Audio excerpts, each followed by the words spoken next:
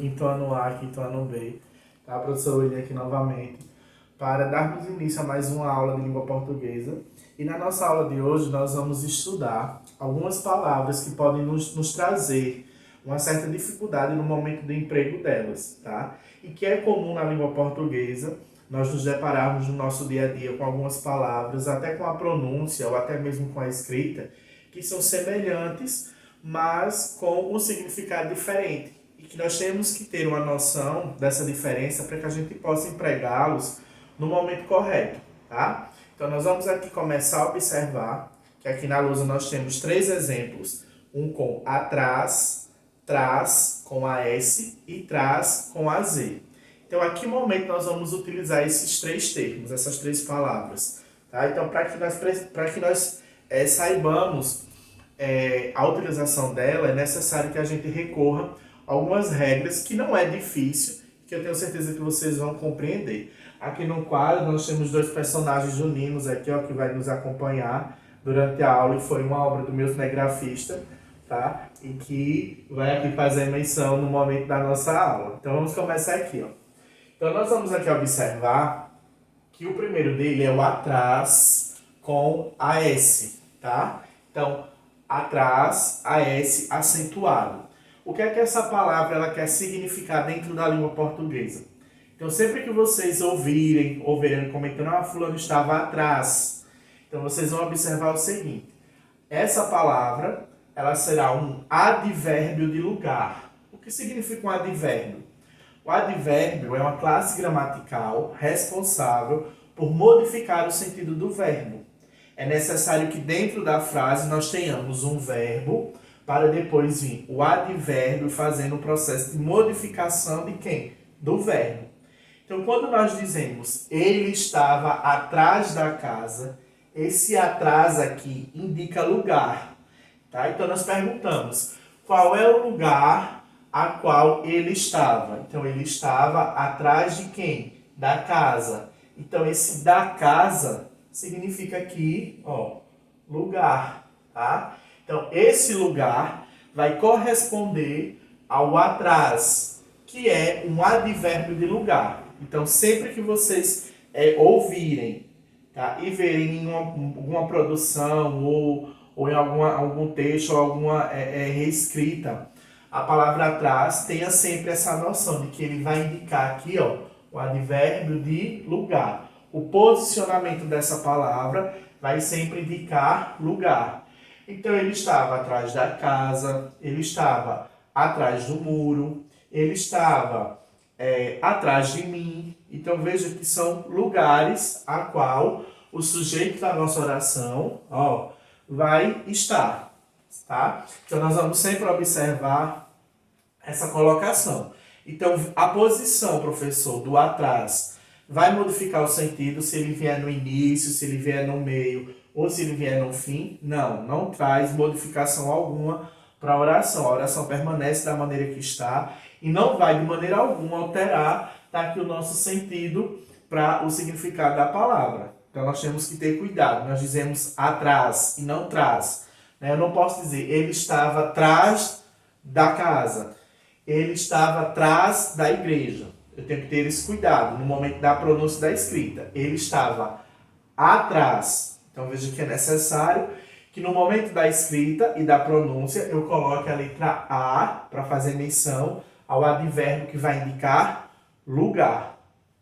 O outro é o traz com AZ, e esse traz com AZ significa aqui que ele está fazendo menção à família dos verbos.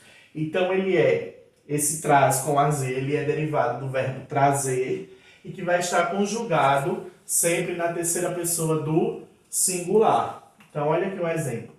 O autor traz para o seu romance a questão da seca. Ou seja, o autor coloca, a gente pode empregar esses termos, coloca, emprega, tá? Ó. Então, o autor coloca para o seu romance a questão da seca, o autor emprega para o seu romance a questão da seca, e tudo isso fazendo menção com quem? Com o verbo trazer, tá? Então, veja que ele vai estar aqui colocado na sua origem O trás. Então nós temos que ter cuidado nisso. Nós temos que ter o cuidado de diferenciá-lo do atrás, sendo advérbio de lugar, e do trás, quando ele estiver significando, trazendo o significado do verbo trazer. Então, como é que eu vou descobrir isso, professor? Com o verbo trazer. Ele vai estar dentro da oração, tá? Fazendo menção a algo que pode ser substituído. Veja que eu substituí aqui, ó. Coloca ou emprega. Essa colocação aqui, essa substituição desses dois termos por ele, modificou o sentido da oração? Não, a oração continuou, né, com o mesmo significado. Então, o autor coloca para o seu texto, para o seu romance, a questão da seca. O autor emprega, né, para o seu romance a questão da seca. Não houve modificação de sentido, o sentido permaneceu o mesmo. O que foi que aconteceu aqui? Nós apenas trocamos o verbo trazer por esses dois termos para verificar se o traz deve ser empregado e foi empregado de maneira correta. E a gente observa que sim, foi empregado. A mesma coisa aconteceu aqui com atrás, tá? Então, quando eu for fazer a modificação de um termo para o outro, eu tenho que observar sempre a oração. Veja que se eu colocar assim, por exemplo, ele estava trás da casa. Veja que fica sem sentido, né? Fica como se ele quisesse trazer a casa. A gente sabe que isso não é possível. Então, quando eu tenho aqui uma indicação de lugar, eu utilizo o atrás. E quando eu quiser fazer menção ao verbo trazer, será o traz, que colocado com a letra Z. O A e o Z sem ser acentuado, tá? O último deles é o traz, que é com AS e é acentuado. Tem aqui o acento agudo, que significa na parte posterior e é sempre precedido. O termo precedido significa antes. E é sempre precedido de uma preposição, tá? E o que é uma preposição, professor? Eu ainda não estudei essa classe de palavras. Preposição é uma classe de palavras responsável por fazer o processo de ligação de um termo a outro dentro da frase. Tá? E nós vamos entender agora. Ó, ande mais depressa, senão ficará para trás. Ande mais depressa, senão ficará para trás. Observe o que ele fala antes aqui no enunciado para o trás com AS. Ó, ele diz que significa na parte posterior e é sempre precedido, ou seja, antes de nós colocarmos o trás, é necessário que venha uma preposição para que ele tenha sentido. Então, observe aqui. Ande mais depressa, senão ficará para trás. Então, eu tenho esse para, e esse para aqui, eu fiz a indicação aqui, ó, de vermelho. Esse para é uma preposição. Observe que eu tenho ele vindo aqui sempre antes de quem? Do trás, que é diferente do atrás e que é diferente do trás com a Z. Tá? Olha o significado que é totalmente diferente. Então, ele ficará para trás. Então, esse trás aqui, ó, ele será obrigatoriamente, né, dentro da gramática, ele é obrigatório vir precedido de uma preposição.